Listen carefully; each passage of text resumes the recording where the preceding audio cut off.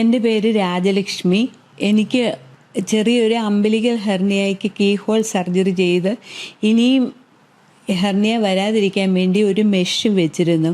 Surgery കഴിഞ്ഞ് കുറേ ദിവസം ഏതാണ്ട് 90 ദിവസമായിട്ടും വേദന മാറുന്നില്ല. ജീവൻ തിരിച്ചു കിട്ടിയത് അതുകൊണ്ട് ഇപ്പം ഞാൻ ജീവിച്ചിരിക്കുന്നതും അദ്ദേഹത്തിൻ്റെ കൈകളിൽ എത്തിച്ചേർന്നുകൊണ്ടാണ് ഞാനിപ്പോൾ ജീവിച്ചിരിക്കുന്നത്. ലോങ് ഹിസ്റ്ററിയാണ് അത്. അവർക്കൊരു പഴയ ചെയ്ത ഒരു സർജറിയുടെ ഭാഗമായിട്ടൊരു ഹെർണിയ ഉണ്ടായി വയറ്റിൽ. അതിന് ഇൻസിഷണൽ ഹെർണിയ എന്നാണ് നമ്മൾ പറയുന്നത്. അപ്പോൾ ഇൻസിഷണൽ ഹെർണിയ ഉണ്ടായിട്ട് അത് റിപ്പയർ ചെയ്യാൻ വേണ്ടിയിട്ട് എനിക്ക് തോന്നുന്നൊരു 10-15 വർഷത്തിന് മുമ്പാണ് റിപ്പയർ ചെയ്യാൻ വേണ്ടി ഒരു ആശുപത്രി സമീപിക്കുകയും അവിടെ കീ ഹോൾ സർജറി ചെയ്യുകയും ചെയ്തു. കീ ഹോൾ സർജറി ഇമ്മീഡിയറ്റ്ലി പ്രയാസങ്ങളൊന്നും ഉണ്ടായിരുന്നില്ല കഴിഞ്ഞതിന് ശേഷം. പക്ഷേ അതിനുശേഷം അവിടെ ഇവിടെ പൊട്ടിപ്പഴുത്ത് വരാൻ തുടങ്ങി.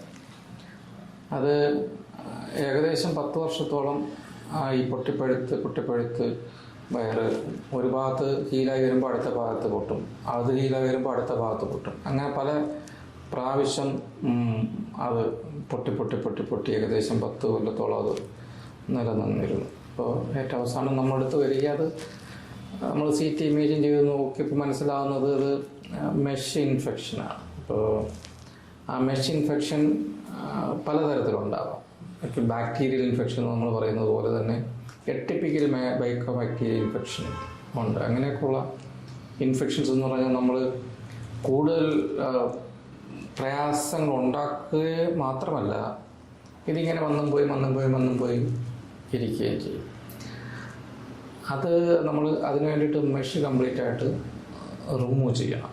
എന്നിട്ട് ഈ ഇൻഫെക്ഷനെ ട്രീറ്റ് ചെയ്യുകയും ചെയ്യും. അത് പ്രത്യേക മരുന്നുകൾ, ഒരു കോമ്പിനേഷൻ ഓഫ് മരുന്നുകൾ കൊണ്ടിട്ടാണ് അത് ട്രീറ്റ് ചെയ്യേണ്ടത്. അങ്ങനെ ട്രീറ്റ് ചെയ്തതിന് ശേഷം എന്തായാലും മെഷ് എടുത്ത് കളഞ്ഞതുകൊണ്ട് വീണ്ടും പുതിയൊരു ഹെർണിയ ഉണ്ടാകും. അപ്പോൾ ഇതെല്ലാം സബ്സൈഡ് ചെയ്യുന്നതിന് വരെ നമുക്ക് കാത്തിരിക്കണം. അതിനുശേഷം നമ്മൾ ഫ്രഷായിട്ട് ഒരു പുതിയ മെഷ് വെച്ചിട്ട് കീ ഹോൾ സർജറി ചെയ്യണം. അല്ലെങ്കിൽ കീ ഹോൾ അല്ലെങ്കിൽ ഓപ്പൺ സർജറി, ഏതെങ്കിലും തരത്തിലുള്ള സർജറി ചെയ്യണം. ഇപ്പോൾ നമ്മളെ ചെയ്ത സർജറിക്ക് ശേഷം എനിക്ക് തോന്നുന്നു 5-6 വർഷമായി. ഇപ്പോൾ യാതൊരു പ്രയാസവും ഇല്ല. ഇപ്പോഴും ഫോളോ അപ്പിലാണ്.